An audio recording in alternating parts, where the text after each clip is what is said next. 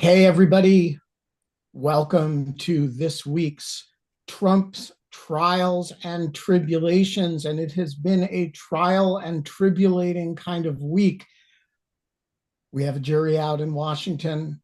We've had a couple of hearings in Fulton County. We've had an action-packed week of Judge Cannon not doing anything except delaying things and not holding hearings on things she needs to hold hearings on in South Florida. And before we get to any of that, we're going to cover in a single word all the events in the DC January 6th trial. Quinta Jurecic, in one word, what has happened this week in the January 6th trial? Well, so I'm going to use more than one word because you said we had a jury out in Washington. We have a jury out in New York. There is no jury in Washington because nothing has happened. Nothing. That's the key word that we're looking for here. Nada, zilch, zero. Roger, I asked you to do some math for this week's Trump Trials and Tribulations in terms of calculating the amount of zero that has happened in Washington. If the Supreme Court were to rule today, which it did not, and were to hand down a ruling that let this case go forward, what does the math look like for getting a trial in Washington together? Yeah, the most implausibly optimistic scenario, as you say, if the Supreme Court basically says, never mind, DC Circuit got it right, then jury selection could start August 26th with a very quick jury selection. The trial could start September 9th. The jury might get the case and start deliberating October 21st, 6 weeks later.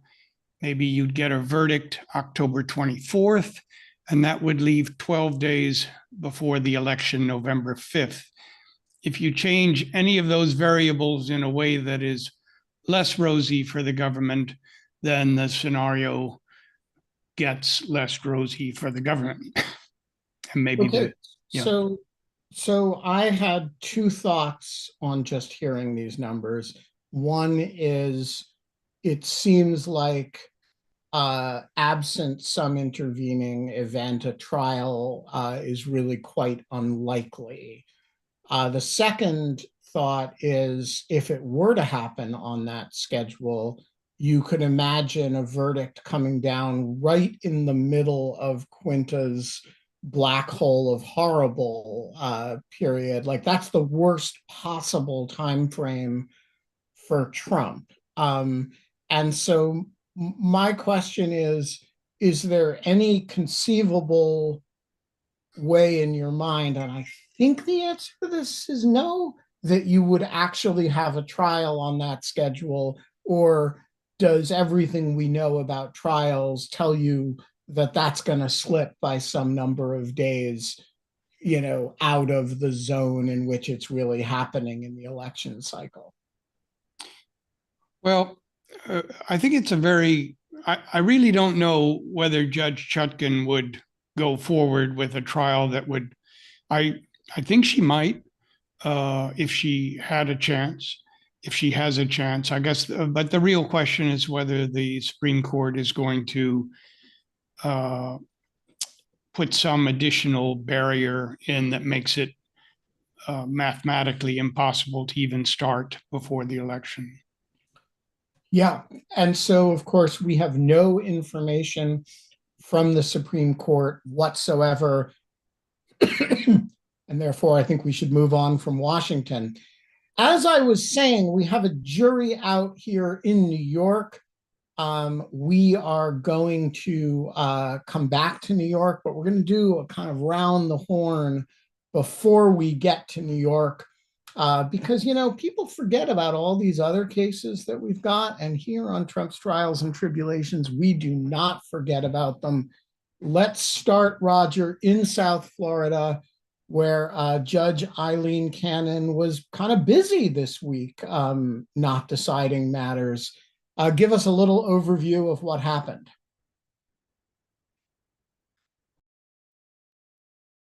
You're muted. Sorry about that. The most interesting thing that happened started Friday evening when Jack Smith's people filed a motion to modify conditions of release, a form of gag order. They wanted an order, Judge Cannon to make an order to make clear that Trump may not make statements that pose a significant, imminent, and foreseeable danger to law enforcement agents participating in the investigation. And this all began earlier that week. What happened was, you remember the search on Mar-a-Lago. Well, back in February, really, Trump filed a motion under seal to a motion to suppress evidence from what he calls the raid, the illegal raid on Mar-a-Lago. And that was sealed. It was finally unsealed on May 21st, which was Tuesday. And in it, his lawyers used, as you remember, the search, the FBI went out of its way to assure that Trump was not even in the state when they did this search. And they also took layer after layer of precaution that if somehow he or his family happened to show up, they would liaison with Secret Service and make sure nothing happened. But anyway, the search does include standard warrant language, and Trump's lawyers misquoted that language in their motion. They said, law enforcement may use deadly force when necessary. What it says is law enforcement may use deadly force only when necessary. And then it goes on to say, and this was omitted, that deadly force is necessary only when the officer has a reasonable belief that the subject of such force poses an imminent danger of death or serious physical injury to the office or another person. So the motion was filed Tuesday. It became unsealed. That evening on Truth Social, Trump began to wrote that he had just been shown reports that Joe Biden's DOJ authorized the FBI to use deadly lethal force at the raid. And then 3 hours later, Steve Bannon posted that the Mar-a-Lago search was an attempted assassination. And the next day, Trump had a campaign fundraising message in the first person saying, Biden's DOJ was authorized to shoot me. They're just itching to do the unthinkable. That's present tense, itching to do. And then continues, Joe Biden was locked and loaded, ready to take me out and put my family in danger. There was another brief, he had another the next day, and I think Marjorie Taylor Greene got in the act. And of course, the reason that this is concerning is that if you remember, the search was August 8th of 2022. And 3 days after, and immediately after it, Trump and other people began to call the FBI the Gestapo, talk about Gestapo tactics. And 3 days after it, a Trump supporter named Ricky Schiffer staged an armed attack on an FBI headquarters in Cincinnati. He fired at law enforcement. They returned fire and he was killed. He had left a message on Truth Social before doing that. And it seemed to be triggered by this sort of language.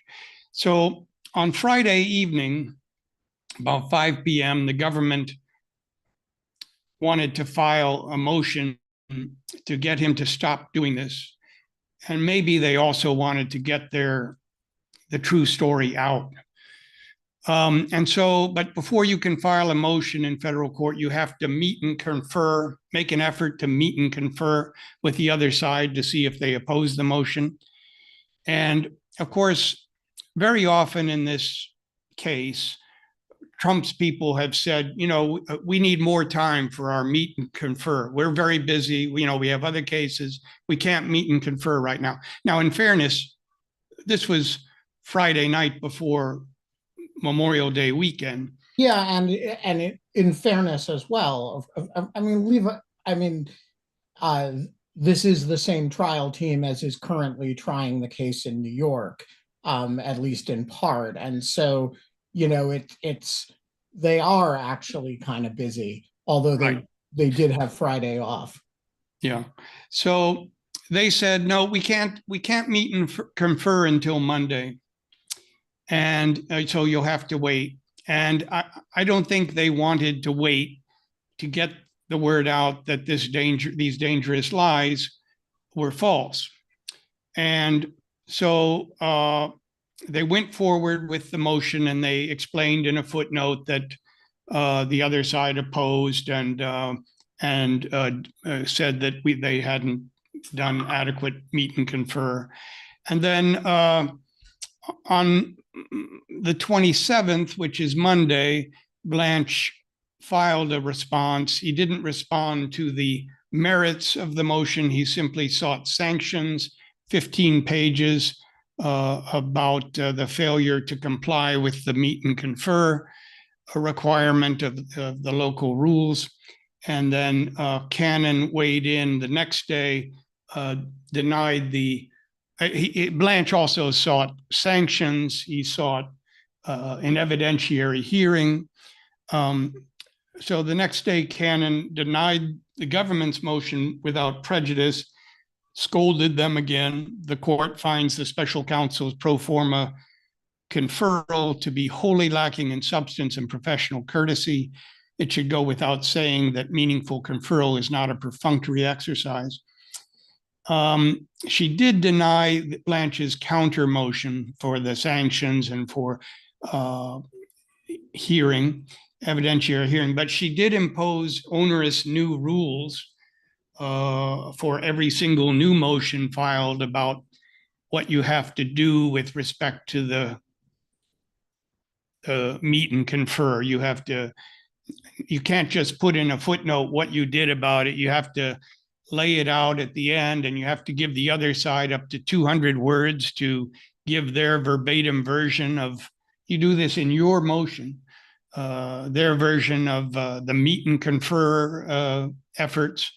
And anyway, it seems to be over. We haven't had a new filing by the government. Maybe, I imagine they've sort of given up on it. But that's where that one stands.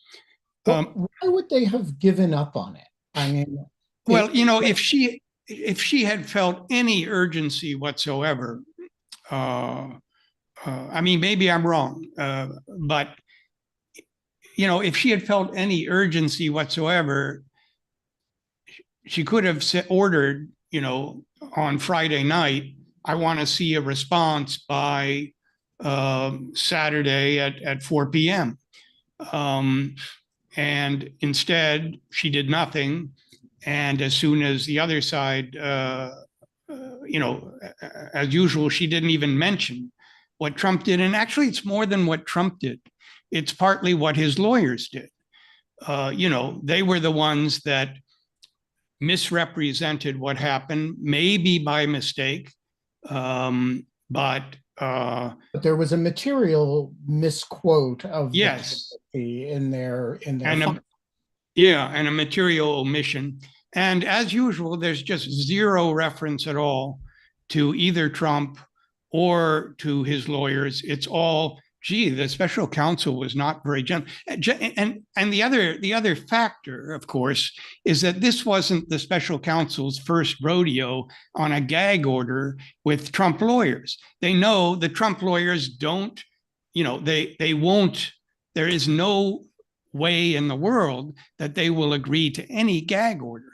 And in fact, even though they didn't address the merits of the government's motion, in passing, they said not only was the proposal patently unconstitutional, but the DC Circuit's gag order was unconstitutional. So I mean, there was no point to a meet and confer. And if, in light of what happened in Cincinnati, there was urgency to this. And it's just utterly, it doesn't permeate. There's no evidence of it. She's closed to any discussion that might offend Trump or his counsel. Right. But if I were the government, I would be looking at this as a potentially appealable denial. And so if they were to actually go ahead and refile this after appropriate non-urgent consultations and conferrals, and you go through that process and then you file it and you force her to deny it, that's appealable on an interlocutory basis, right? And then maybe you can say to the 11th Circuit, hey, this judge is with this incredible pattern of bias against the government, is now tolerating this defendant threatening law enforcement, putting law enforcement officers in danger in an environment in which a jury is out in New York, not in Washington, and he's ginning up threats as well against the judge in that case. That's a heck of from my point of view, stepping into Jack Smith's shoes, I kind of like that record as a basis to get her in front of the 11th Circuit again. What am I missing? He can try that. I think that with each passing day that nobody's killed, and that's sort of the calculus here. She was willing to take that risk. No one has been killed so far, and so nobody's ever killed until the day somebody's killed. But the more time that passes, she can say, well, there's no particularized need. Their position is that none of the actual FBI agents have been named so far. And of course, she wanted to, she was going to, but then special counsel moved to reconsider, and she did successfully prevail on her not to reveal the names of almost 24 FBI agents who participated in this. But I don't know. It would be nice to see, but I think with each day it becomes less likely, each passing day. So Quinta, you shared this morning internally some information about threats to Justice Merchan, which I wasn't planning to bring up in this context, except that it is immediately relevant to this. What do we know about the threat environment in the New York court scene, where, by the way, I was accosted on the street the other day by a gentleman with recording equipment and a very angry demeanor. There's like bad stuff going on all over the place. Sure. So this is related to an article that came out, I believe, today from NBC by Ryan Riley, that is about a sort of, I don't even really know what to call it, meme that sort of went around the conservative right-wing media ecosystem yesterday after the jury received its charging instructions. That we can, I don't know if we want to get into the details here, but the short version is that Trump and his allies were promoting a very misleading version of how Justice Merchan instructed the jury in such a way as to make it sound like the justice had been unfair to Trump as the defendant. And according to Ryan, there were a number of really disturbing comments that were posted to far-right forums, including the network Gab, saying, talking about finding where Merchan lives, calling for his hanging, calling for him to be executed for treason. And so, this is a dynamic that is, I think, very familiar at this point, where Trump will kind of put out something incendiary and there'll be a surge of threatening, harassing statements that sort of come out there. I don't think from this story that there's anything, we know anything about whether anyone attempted to act on those threats or whether these are more in the realm of sort of threatening, harassing social media posts. But I do think it speaks to the dynamics here. And also, the fact that this was totally predictable. I'll give a shout out to our colleague Tyler McBrien, who is in the courthouse right now waiting for a potential verdict, who, when this sort of idea started circulating on the right yesterday, made the comment on Twitter that this was potentially really dangerous and could put the judge's safety at risk, or potentially that of the jury. And lo and behold, here we are. So I think this is a very, very familiar pattern at this point, whether or not Judge Cannon wants to recognize it as such. Yes, and it is also important to emphasize, and Quinta has been very careful not to repeat the nonsense that has driven. we can talk about the nonsense. I just wasn't sure if we wanted to get into the details. Don't want to go into the nonsense. Okay. I do want to emphasize that the nonsense has not one grain of truth to it, and is exactly the kind of thing that a errant journalist can do, and the president can spin into a quite dangerous information attack with, or the former president, with a fair bit of impunity. But I think it actually, to go back to Roger's initial point, it shows that there is a very direct relationship between the things the former president says, particularly in all caps, and things that people contemplate doing to law enforcement officers, or in this case to a judge. And this is not an idle problem, and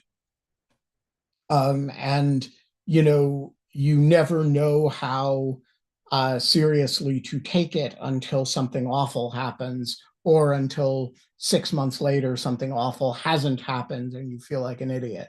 And so I think this is a very different picture if you're looking at it from Jack Smith's point of view, or I suspect from Justice Merchan's point of view, than if you're looking at it from Todd Blanche's point of view. And I think it's but to go back to my point, if I were Jack Smith here, I would find this a very attractive fact pattern to get in front of Judge Pryor and his colleagues, because one thing the 11th Circuit judges are unlikely to look at the way Judge Cannon looks at is threats to active duty law enforcement personnel. I mean, one point that I think is worth noting here is that I don't know. So this is in the realm of speculation, and I want to couch it in the most responsible way possible. That, every judge, or many of the judges that have found themselves on Trump's bad side, have been targeted with threats and harassment. And we know this because there's been reporting to that effect. There's been, indictments, in one instance, for example, of a woman who called up Judge Chutkan's chambers in DC with threatening, harassing, racist language. I have absolutely no doubt in my mind that if Judge Cannon started ruling against Trump on any of these issues, that at a certain point he would come after her as well. And the reason why I have no doubt in my mind is that we have seen this happen over and over again. If you were following the New York trial, you saw how he went from praising Michael Cohen in his tweets during his presidency to really going after him as viciously as possible. And so I do think that there's a little bit of an absence of forethought, let's say, on Judge Cannon's part, or perhaps a confidence that she is situated differently, or alternatively, an awareness on her part that her own safety may be to some extent or the lack of threats against her may be to some extent contingent on her staying within Trump's good graces. Again, I want to be clear, this is speculative. I don't know anything, but that I have been wondering about that dynamic. Roger, I don't know if you think I'm going out on a limb here. Well, no, and there's, in addition to the threat against Chutkan, there was a threat against Alvin Bragg that's being prosecuted federally. In fairness, there's a threat against Cannon from a pro, I guess, from an anti-Trump guy that is being prosecuted, and I think that person's been convicted after she intervened after the search. I think there was a threat against her. So she knows how this stuff works, but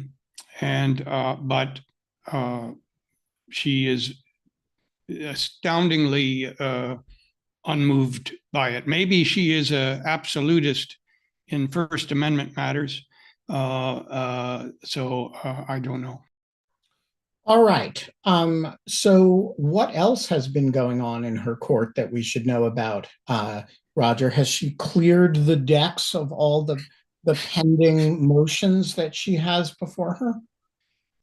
No, not just yet. She has dug herself out of, I think, the undocketed docket. But there was something that happened yesterday. There's one of the hearings that's coming up on June 21st, is one that says that the special counsel has been unconstitutionally appointed and unconstitutionally or unlawfully funded. So yesterday, she did issue a motion an order for additional briefing on the funding issue in light of a Supreme Court ruling that just came down, which was actually 7-2, that overruled the conservative Fifth Circuit, which had said that there was something unconstitutional about funding for the consumer board. Yeah, and so she wants some more ruling on that. I have not pored over these motions, but I am developing a doomsday scenario on the horizon. I get a real fear, because I think on the other motions, she is avoiding having an appeal to the 11th Circuit because of a fear of reassignment if she gets it, outlandishly wrong. Here, this stuff about, the special counsel is unconstitutionally appointed, which is being argued by, people like Steve Calabresi, one of the co-founders of the Federalist Society, and Ed Meese has joined that brief, and all of these this is a real cause celeb in the right-wing community. And of course, this is something that Clarence Thomas is he even brought it up at the immunity argument. He said, out of the blue, he said, has Trump, have you challenged special counsel here? So even though it hadn't been briefed, it's something he's itching to get to, and they might have the votes at this point. And so if she were to rule even incorrectly for this right-wing view that the special counsel is improperly appointed, that might be a hill she would happily temporarily die on, both because it might go up to the Supreme Court and she'd win. It would burnish her credentials with the people she wants to burnish them with, and it would also throw a wrench, possibly in both cases, depending. So I'm going to go out on a limb here and say that this argument is dumb and it's going nowhere. This argument has been kicking around since not Judge Calabresi, Steve Calabresi made it during the Mueller investigation. It was decisively rebutted, I want to say, by one George Conway in his first public article after emerging from his shell of silence. He wrote a lengthy article about this on a publication called Lawfare. The argument has no merit whatsoever, and I don't see it having. I don't think it has 3 votes on the Supreme Court. I don't understand. I actually. The special counsel is, I mean, the argument is rooted in the dissent in Morrison v. Olson, and it just has no legs. And so I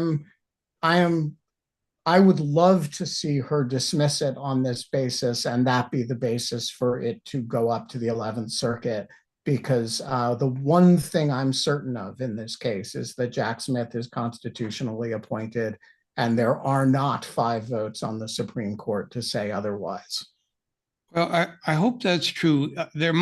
This argument might not be identical to what you've seen before. And like I say, I need to pore over these things, but he focuses on the fact that he draws a distinction. This is between Jack Smith, who was not Senate approved, and the special counsel in the Hunter Biden matter, he's a U.S. attorney, and so that's one focus where I wonder if she might be willing to go with that argument, that that's the source of the problem, and not quite the full-blown no special counsel can exist, but this flavor of it that would just throw a mammoth wrench in both investigations and further burnish her credentials if need be as a right-wing. Well, I say, although then you'd end up arguing that Robert Hur's appointment as special counsel was unconstitutional. right. I just say, if she wants to go down this road, bring it on. I think that's a fine one. I love that. All right. We have some action in Fulton County. Quinta Jurecic, you are our acting Anna Bauer today, because Anna and Tyler are in court. So you are doing the Fulton County beat on a kind of stand-in basis. What's been going on in before Boy Wonders Court in Georgia?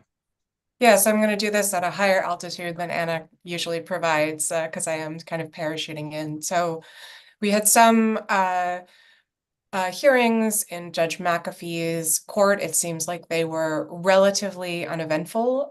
So Georgia State Senator Sean Still, say that 3 times fast, was looking to dismiss some of the counts against him on a variety of reasons, some of which had to do with very technical arguments over the definition of what constitutes a forged document.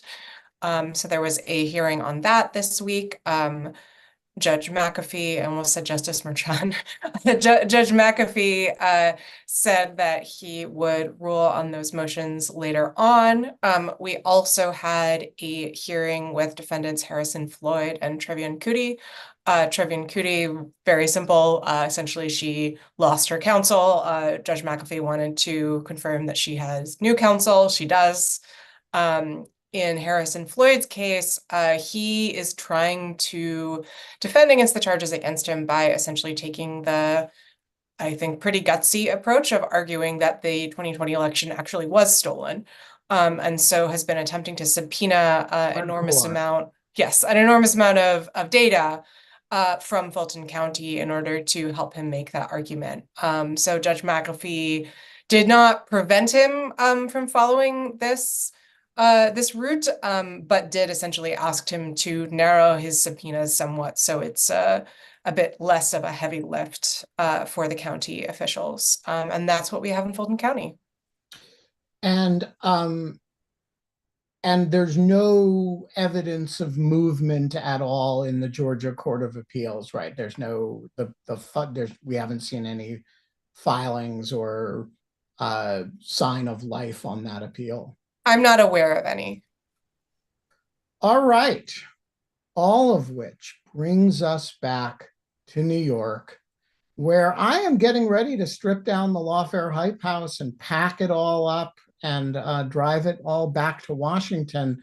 Quinta, Roger, who wants to go first? What do you guys make of not hearing much from the jury over the last 36 hours? I don't make anything of it. I mean, I'm interested to hear what you all think, but this is, there are 34 counts. As both the defense and the prosecution kept emphasizing, it's a case about documents. There are a lot of documents, there are a lot of testimony, there were a lot of jury instructions. There's simply a lot to sort through. And so I'm not at all surprised that they didn't immediately come back with a verdict. I think, there may or may not be things that we can read in the tea leaves from what the jury has requested from the judge so far, and we can talk about that. But I don't think that we can really say anything one way or another. I will note that apparently outside the courthouse this afternoon, Alina Habba, who's one of Trump's attorneys, told reporters, and I quote, "Be patient, don't look at the verdicts that we get. We will go and appeal. We will show them what really happened," end quote. So that doesn't sound like a huge vote of confidence on Habba's part in terms of how the result will turn out. But we're really just speculating if we move beyond that. What do you think, Roger? Are there grounds to, can we read the entrails of the chicken here? No, I don't think so. I personally, I was not expecting a verdict before Friday, and maybe not till next week. I think that a lot of, there are juries that want to be careful, they want to sift through the evidence. And I think in a case like this, it sort of behooves them to they probably know that the world is watching, and they want to, they've given every indication of taking this very seriously up till now. And, to turn around and rule in a couple hours, it always looks like, well, are they just voting Democratic, or, did they look at the evidence? And so I think I can't read anything one way or the other into this.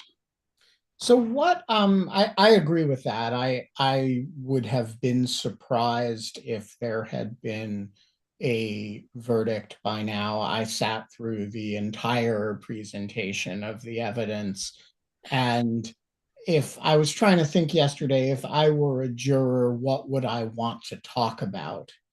And I think just the process of going through Blanche's top 10 list with which he ended his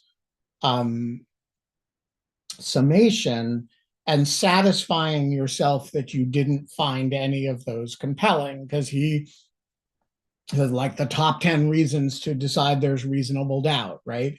And so I think I would want to actually have a discussion of each of those top 10 and say, okay, he's distilled it here to a list, right? Let's go through the list and figure out, does number 6 bother us at all? Does number 3 bother us at all? And I think the process of doing that in an organized way would take time. I do think it's significant that the jury, their request for further information was further information about Trump's conduct, not further information about, say, Michael Cohen's lies, or that they were arguing about it. The things they want to hear reflect more of a cognizance of Steinglass's summation than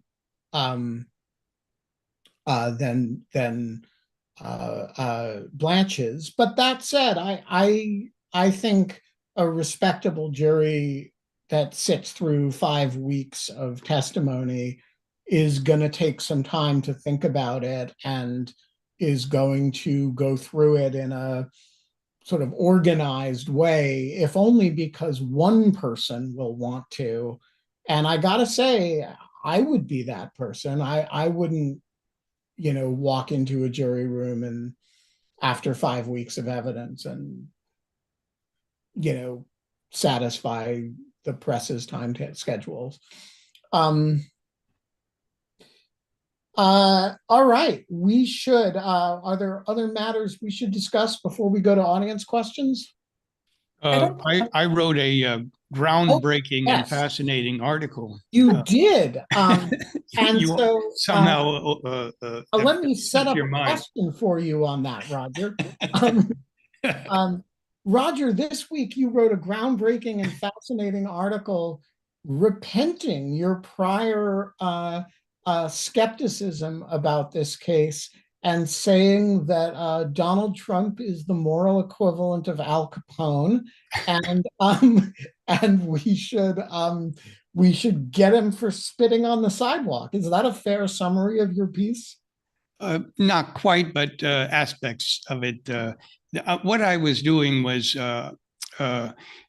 trying to look at the way this case really evolved and looking at what Special Assistant District Attorney Mark Pomerantz had written about it. He wrote this book. He was, Cy Vance had him lead the investigation from about February 2021 till about the same time, 2022. And, the first thing that had struck him was that he wanted to pursue a enterprise corruption case, which is basically New York State's Little RICO Act. And because the evidence before him suggested that, he had been for many years operating Trump Organization through a pattern of criminal activity. And there was already some civil rulings about, by that time, his foundation had been dissolved for persistent wrongdoing. His, Trump University had been litigated and had led to that was a consumer fraud case, had led to a settlement where about 90% of all the money sought was paid. And then there was this evidence already, which the New York Attorney General's office was developing about persistent fraud relating to the his false financial statements for more than a decade. And then there was the evidence that the organization was guilty of criminal tax fraud. And he so that was he felt that was fully predicated. Enterprise corruption is like maximum theoretically of 25 years, and there's a minimum mandatory of 1 year. And of course, he brought the criminal cases against Trump Organization and Weisselberg, and but Weisselberg did not flip, and he got bogged down, and he felt in these cases felt that he just didn't have the bandwidth to go forward with enterprise corruption, and he began to focus on what the case that became the civil case before Engeron about the false financial statements. He wanted to charge that as criminal. So the bottom line is there was this pattern, this history, this persistent fraud in 100 different ways. And when he was thinking about, well, what is it, would enterprise corruption have been overkill? His view was to look at Al Capone, and that sometimes, and of course, this is obviously, he was believed to be the kingpin bootlegger who orchestrated lots of violence, but all they could get him on was tax. And he felt that, when there is this evidence of this persistent wrongdoing and elusiveness and familiarity with how to avoid prosecution, and everyone around him is going down. Weisselberg pled to 15 counts, and his closely held corporation was convicted of 17 counts. That it made sense to go after. The question was, do you go after him for nothing criminally, or do you go after him with what you have? And he wanted to do that. Now, obviously, when Bragg took over, he didn't agree about and I guess I shouldn't go into the whole thing, but he didn't want to pursue the false statements case, but he pursued the hush money case, which was one that Pomerantz also thought was worthy. He just didn't want to bring it alone. He was concerned about whether on appeal it might be, cut down to a misdemeanor. But so I was trying to give a feel for, this wasn't, the question is not just, this didn't arise in a vacuum. It's not an isolated case. It's somebody that has been, where these civil judgments mean nothing to him. And the feeling was, you have to do something, you have to go after him criminally. There needs to be accountability at a criminal level. And when I saw the evidence, I didn't see it. I wasn't there like Quinta and you all, but I was closely following it. It's really appalling. And so in that context, it all made sense to me. Yeah. Sorry, Ben, I think you're muted. So having now watched the case, albeit through a filter, you were, I think, the person in the Lawfare immediate orbit who was most down on the case at the beginning, at the time of filing and over the course of the last year. Where would you say you were on a scale of 1 to 10 in 10 is the most enthusiastic, 1 is the worst? Where were you and where are you now? Like, how has the needle moved? Well, I'm still extremely disappointed. This was the first case to go and will probably be the only case to go. I mean, that is a real terrible injustice. But to me, initially, I was down on it because I thought it would have strong overtones of extortion. Those really sort of melted away And uh, what it had strong overtones of was somebody who regularly and reflexively meets every challenge with blizzards of lies and to conceal revolting, criminal, disgusting behavior. And that has an effect. And in this, even on its own, it spoke.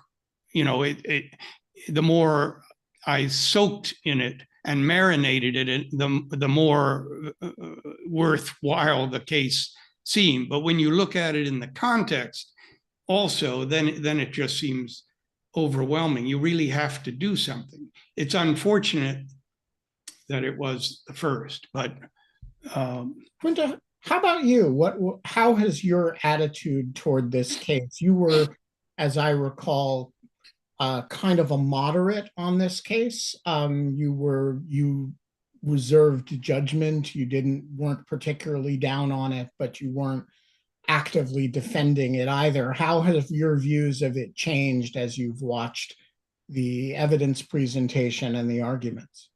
Well, so I think I should say, I think I was initially more moderate on it because when it was first charged, the DA's office did not provide an enormous amount of material by the way of evidence.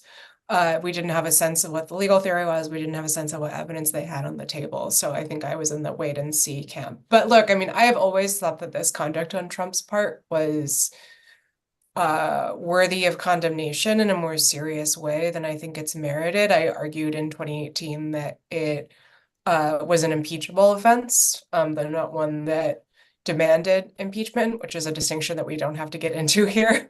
But I do think that the conduct is serious. And after having read through the filings and tried to kind of pick apart the legal theory and followed the case as closely as I was able, it just seems like a pretty strong case to me. And I think that some of that is also the fact that the law in question, the business records falsification law, is just very friendly to prosecutors. It's very flexible. There's a relatively low burden of proof for the object offense that bumps it up to a felony. New York courts have interpreted things pretty flexibly in terms of allowing prosecutors kind of leeway. And so I think that that is also important to understanding the dynamics here. I do think that there is kind of a dynamic that's happening right now on social media, really on Twitter, where as we're waiting for the verdict, lawyers and legal commentators are, kind of speculating on different kinds of issues that could show up at the appellate level and how, asking whether it was a mistake for the prosecution or the judge to not do this, that, or the other thing. And my feeling is kind of that, at that point, you're really asking, Justice Merchan to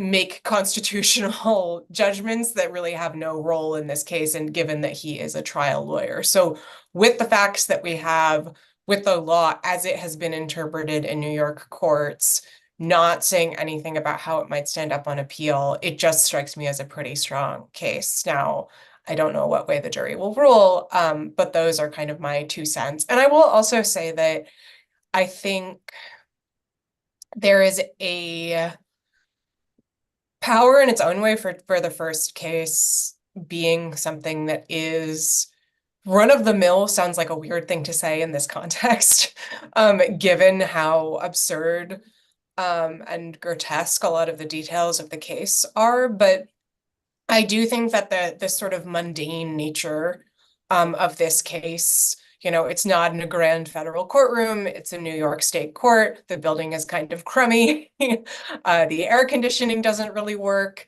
You're getting to my overriding point that this is the Trump case we all deserve.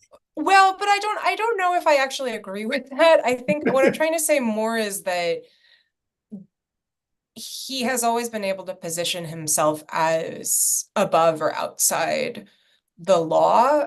And I think having the first case be something that isn't particularly grand is in itself a kind of powerful statement about the fact that,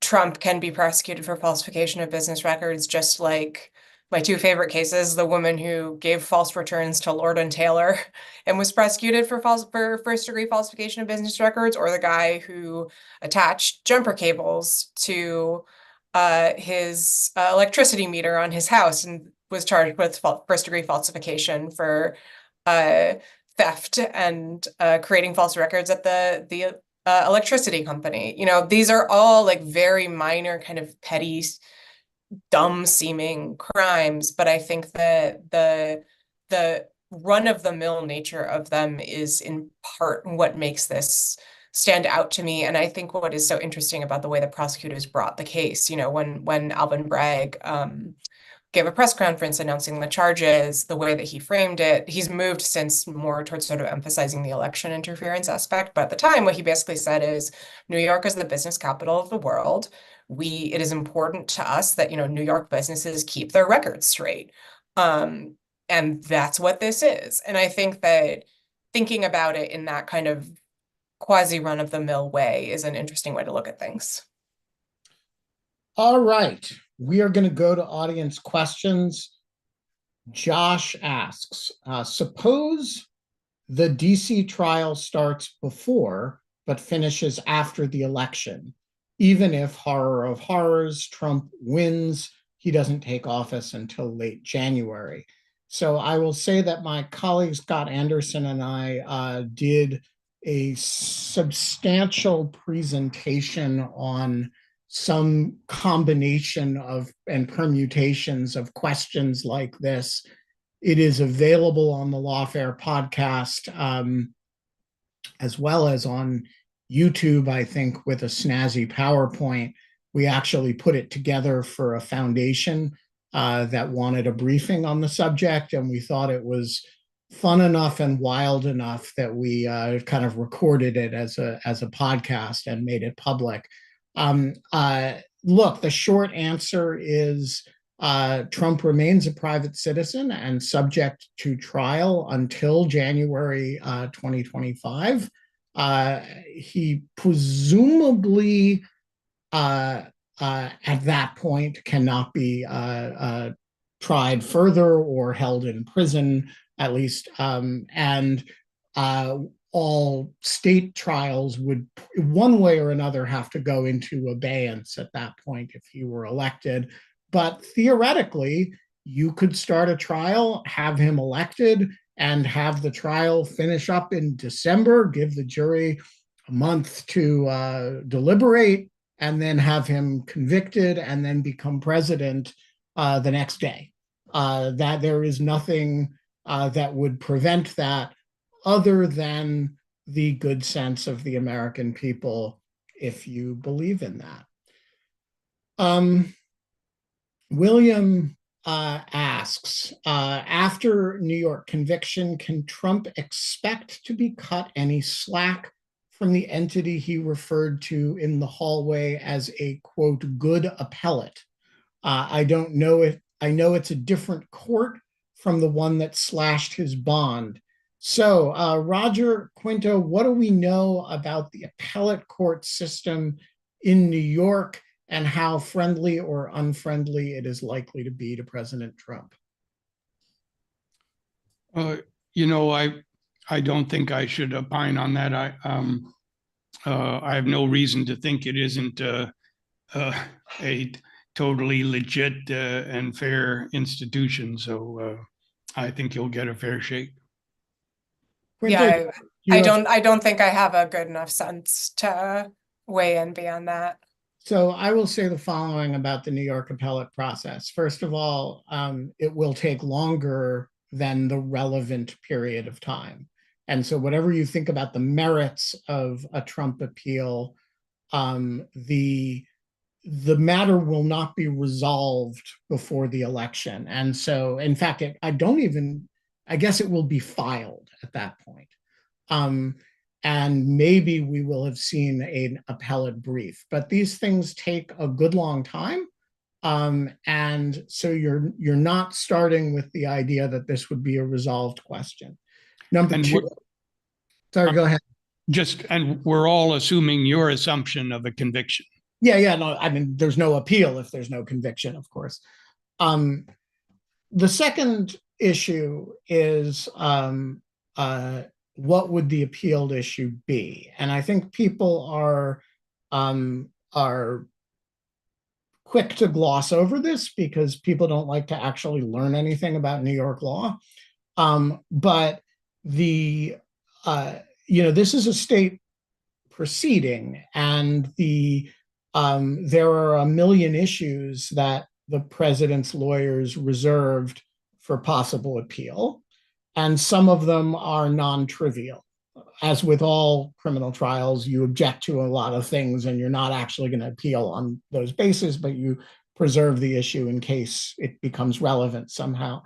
There are a few issues that are not trivial. And as with any case, Justice Merchan has made a few decisions that are, I think, we're clearly circling something about the nature of the step up as one of the bases for appeal. That is a question of New York law only. And so, if the New York courts resolve that in the fashion that Justice Merchan seems confident that they will, that's not something you can take to federal court. One thing Trump has to be thinking about is how to get the Supreme Court of the United States to look at this. And that means he's got to think up some way that this presents a substantial federal issue, which it does not, obviously, on its face. And so that brings us to in reference to campaign finance law, which is your most obvious gateway into federal law. And so I think part of the art of the appeal, which is different from the art of the deal, the art of the appeal here is going to be for Trump, not necessarily to make his best New York case, but to make his best appeal for subsequent appeal to federal courts, either by direct appeal to the Supreme Court from the New York Court of Appeals or on some habeas theory later on. But I think the appeal is going to be very complicated. And honestly, one of the reasons I think that is that having sat in court for the whole time, I think Justice Merchan did a really good job.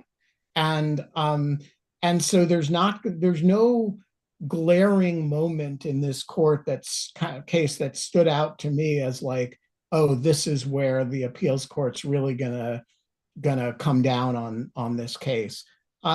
There is some good trial work here, and I think there's a lot of this is going to stand up very well. Sorry, Roger, I droned on a long time there. No, you got to.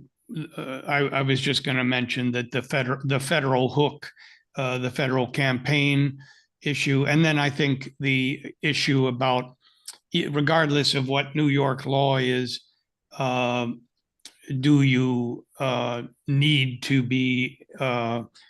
Do you need a special verdict form? Do you need unanimity on whatever is unlawful about the conspiracy the state conspiracy to influence the election by unlawful means, which is the object crime? Do you need a do you need unanimity on that sub point?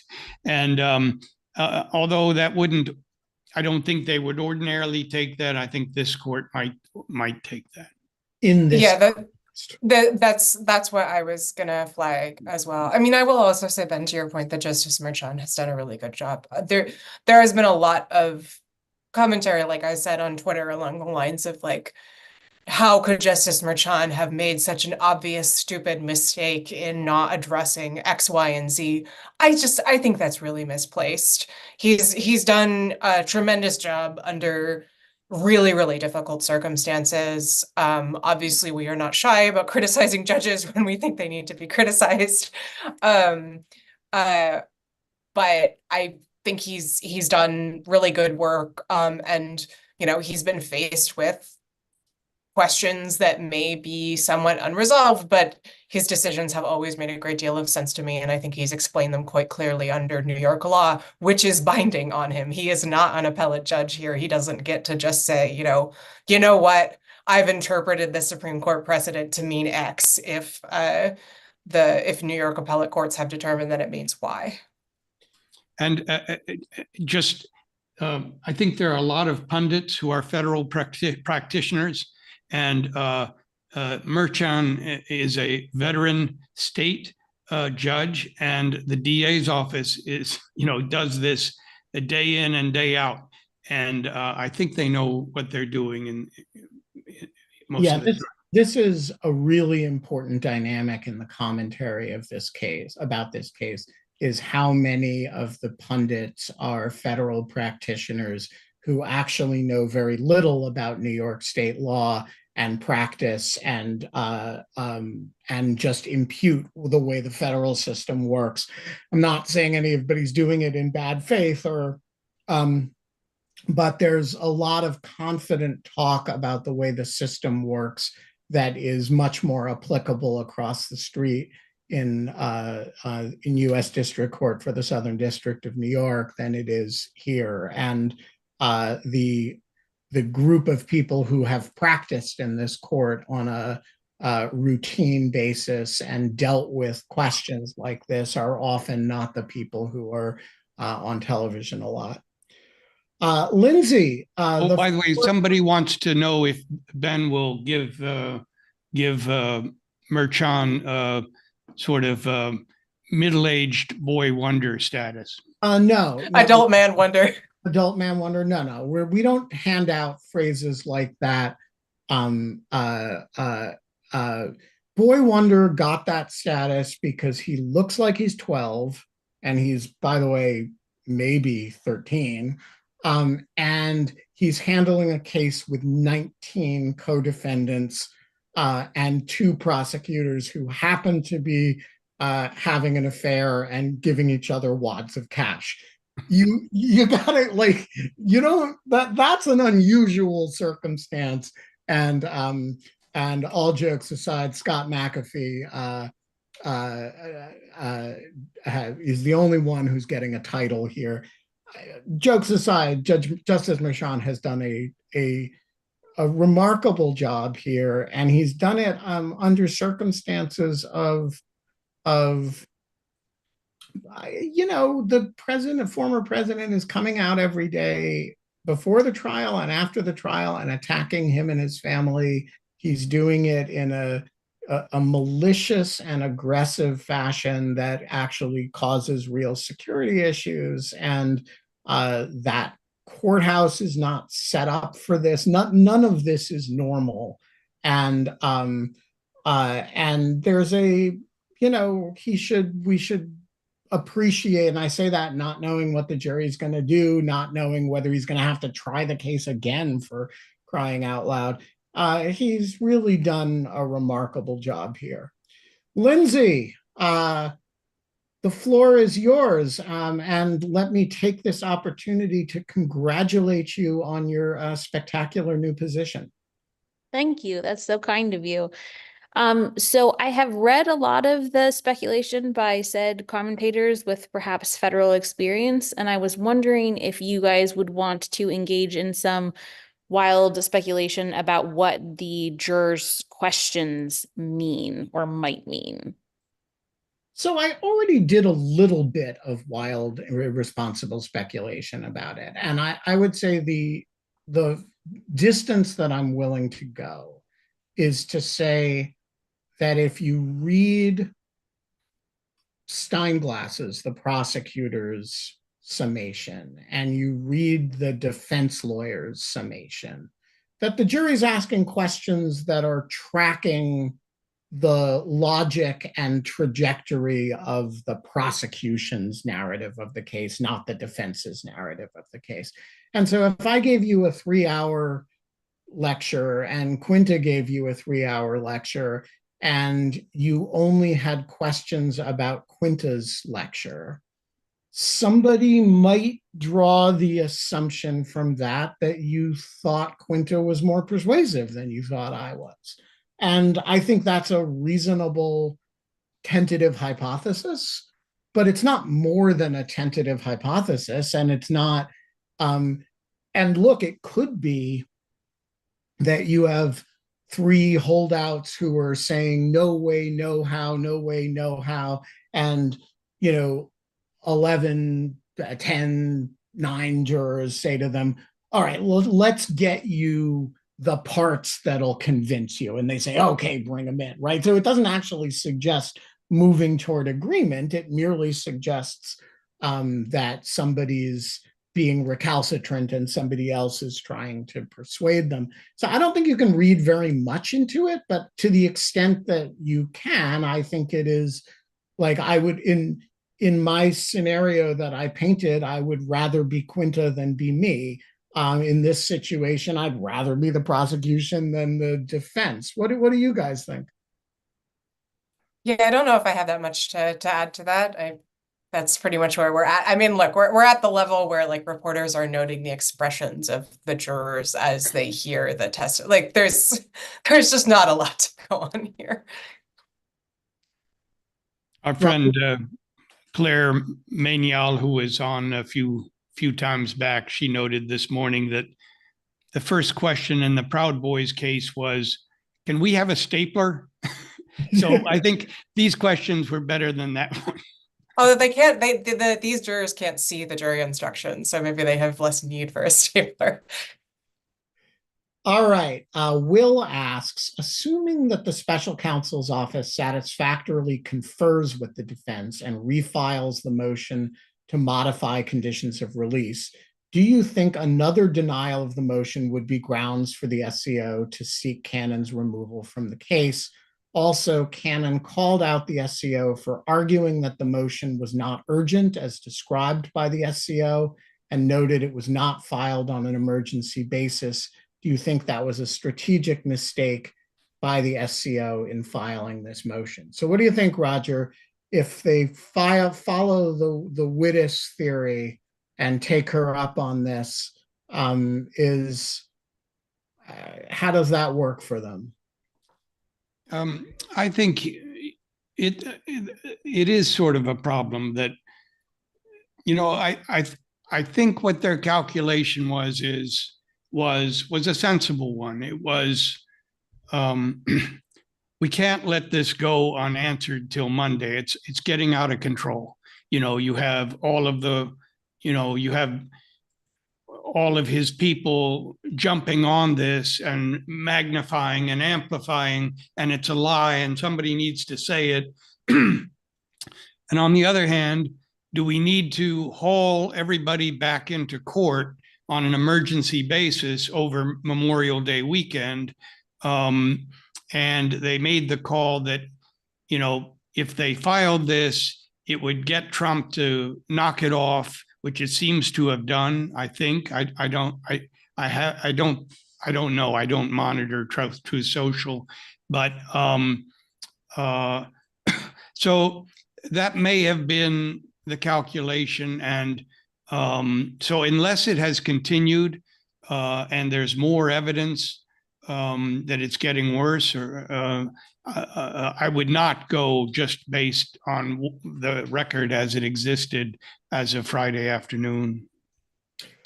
All right. So we have a few duplicates of that question that frame it in slightly different ways, and I will take that as the one time we're going to present this question. Anonymous attendee asks, in the New York case, I was wondering if you were able to assess the performance of Todd Blanche. In the lead up to the trial, everyone said Trump has a real lawyer now, but based on reporting, it seemed like he was mostly underwhelming. I can't imagine wanting a crying little shit representing him. And I also can't imagine a crying little shit would make partner at a law firm. What gives? Okay, so I'm going to give I think a politically unpopular answer to this question, which is that I think Todd Blanche did a fine job. Not a great job, I thought his opening argument was very good. I thought his closing argument was a kind of B plus. I was the high grader among the Lawfare group in that regard. Most others gave him a B minus, but I thought he was fine.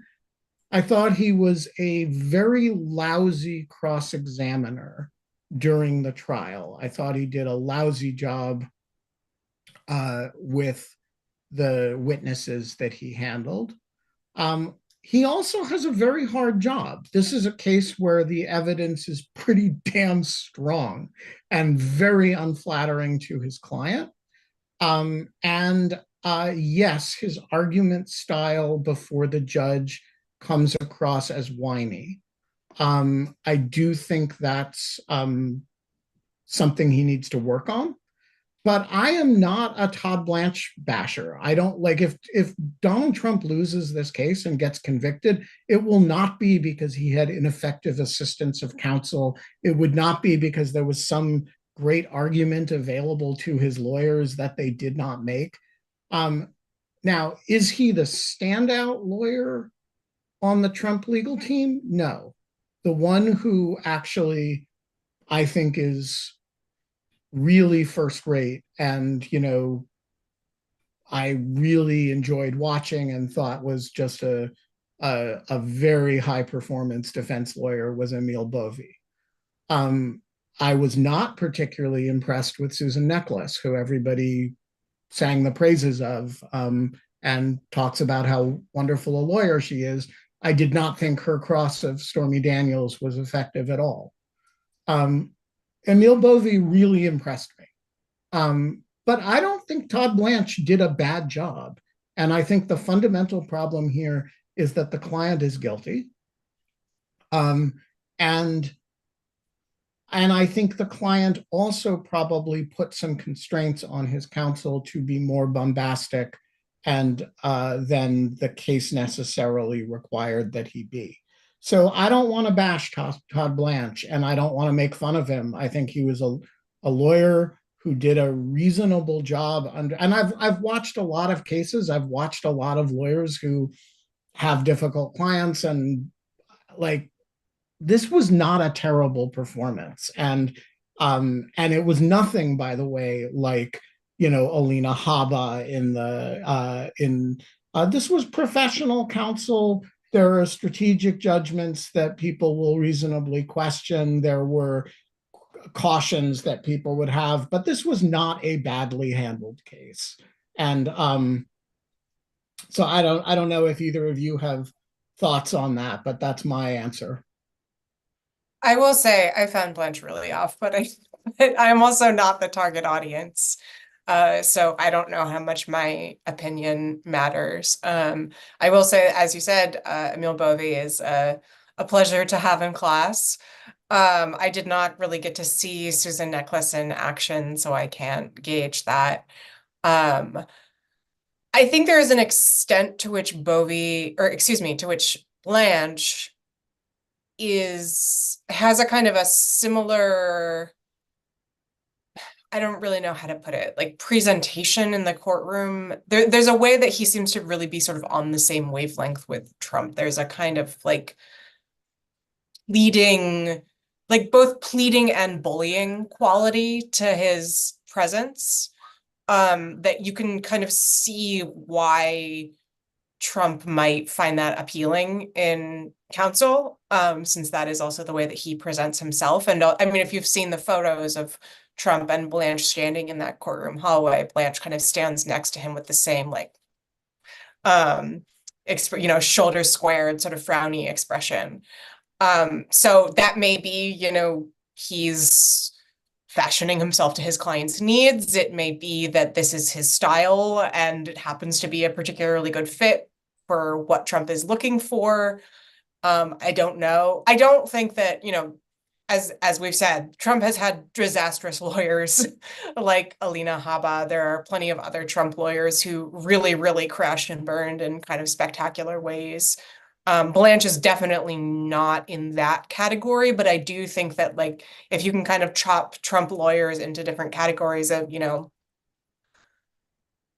lawyers who happen to be representing Trump, lawyers who are representing Trump and seem to be kind of simpatico to him on some sort of characterological level, and then lawyers who are representing Trump because only Trump would hire them because they're unbelievably bad lawyers. So Alina Habba is in that category. I think I would put Blanche in category 2 rather than category 1, but he's maybe kind of straddling them both. So I would just ask the following of the Blanche skeptical, which you're not a great representative of, but like, it seems to me— I'm soft Blanche skeptical. Yeah, soft Blanche. It's Blanche skeptical adjacent. It seems to me if you're going to criticize a lawyer in a criminal, in a defense of a criminal case,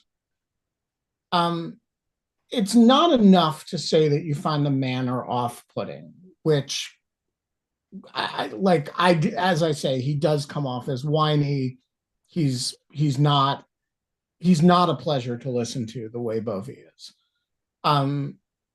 That said, it seems to me you don't get to file a habeas case that says I had ineffective assistance of counsel because my lawyer's annoying, right? You have to be able to make an argument that there were serious arguments that should have been presented to the court that were not, that there were lines of questioning that should have been developed, there was evidence that should have been discovered, there was some defense that was available.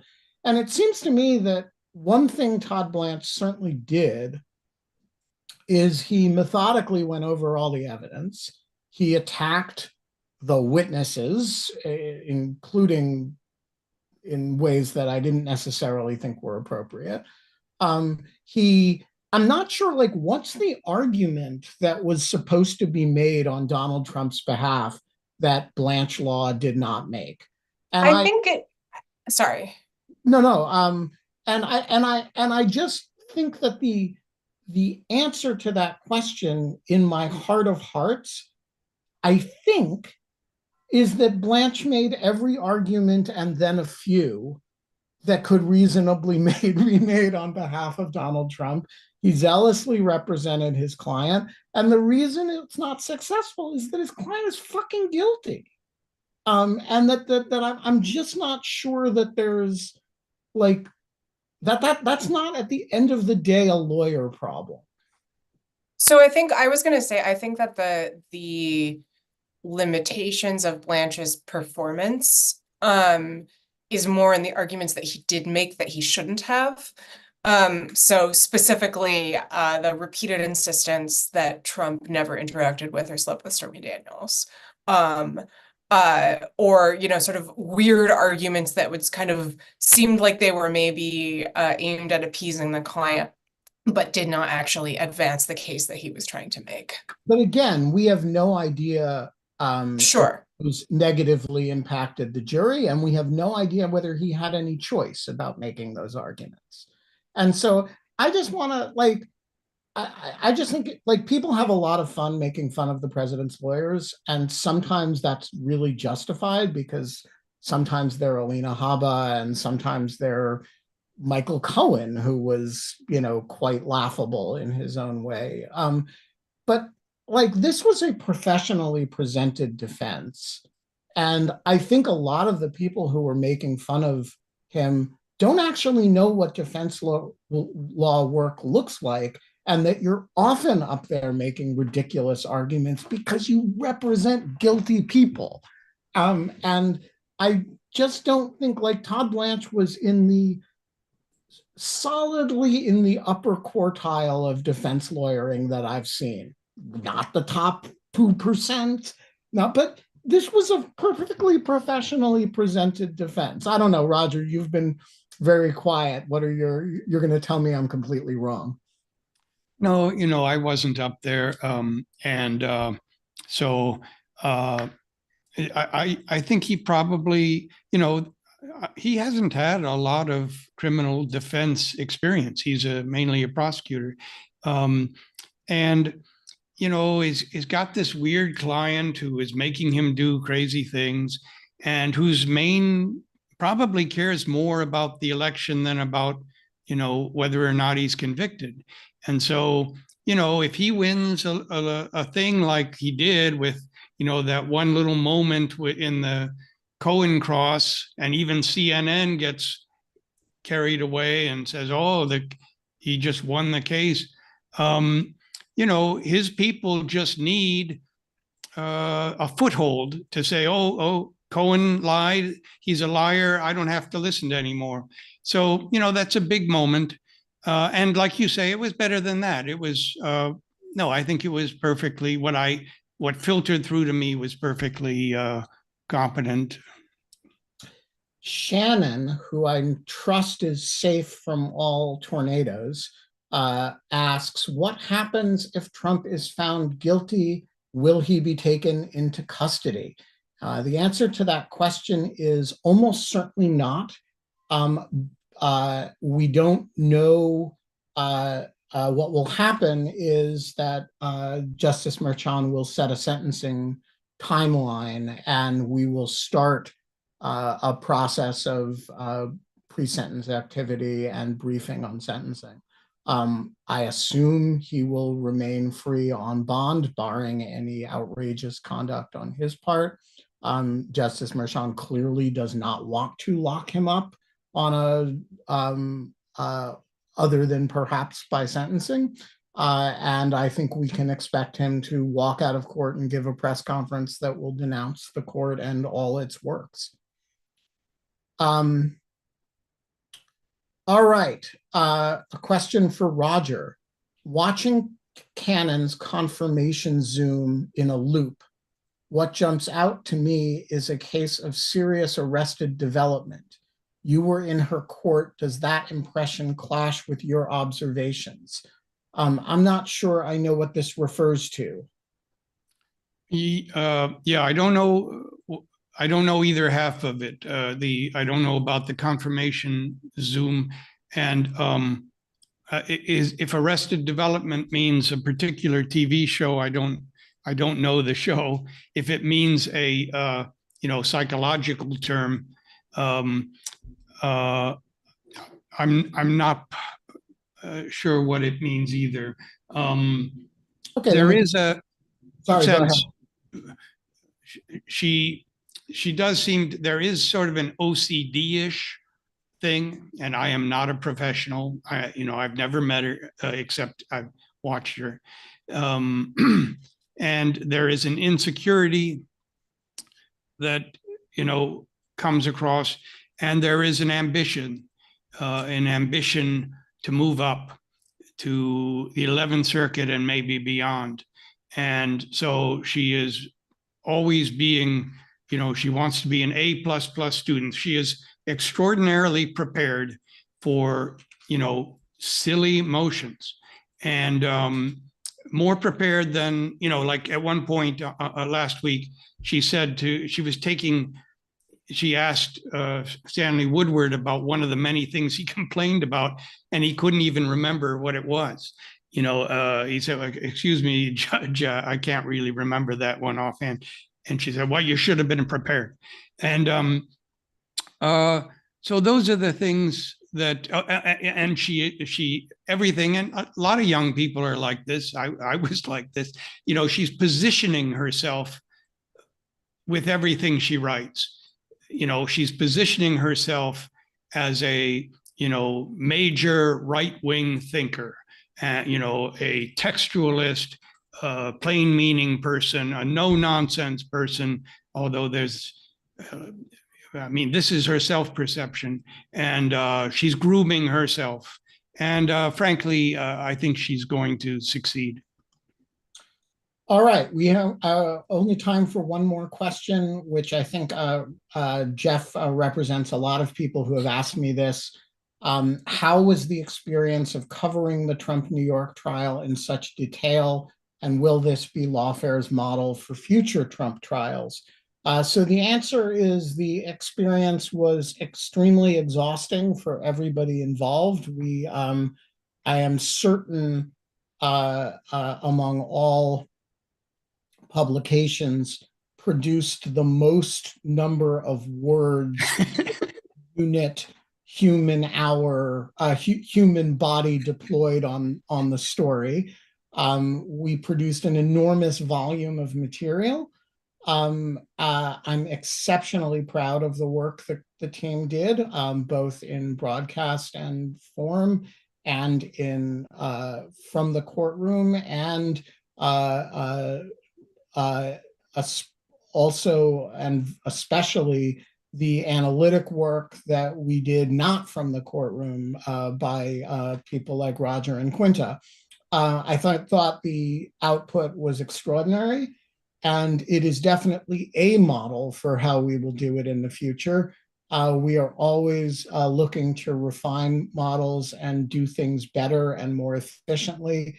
Assuming the next case is the January 6th case, which is a reasonable but not certain assumption, we will be on our home turf, which gives us a lot of natural advantages, including access to our home base and access to the Goat Rodeo studios, which will by itself resolve all technical difficulties that we've had deploying stuff from here. So our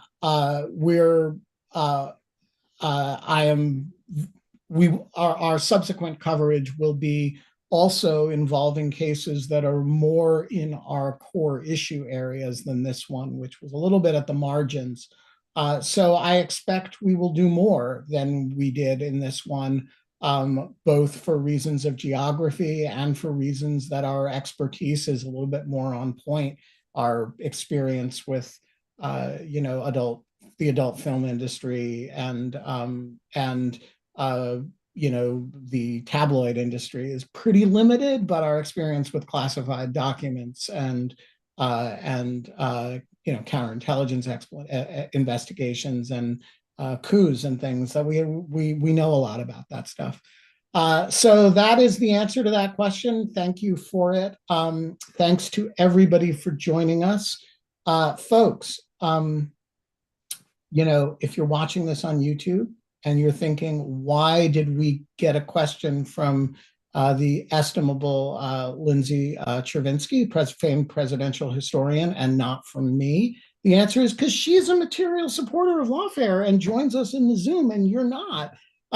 You should come into the light, be like Lindsay, and then I'll answer your questions and congratulate you on your really cool next job when you come on the show next time. They don't do that on MSNBC or on CNN or on Fox News, but we do that here on Lawfare, and you should join us.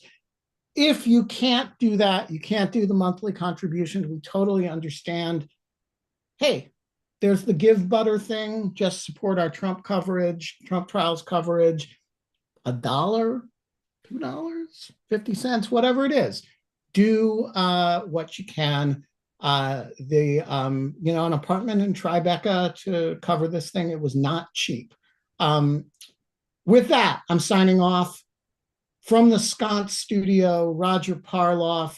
From the Brookings office studio with the endless scream Edvard Munch pillow, Quinta Jurecic. The pillow's turned to the side, so you can't actually see the scream anymore. I'm here in the Lawfare Hype House, Ben Wittes signing off. We will be back as soon as there's a verdict.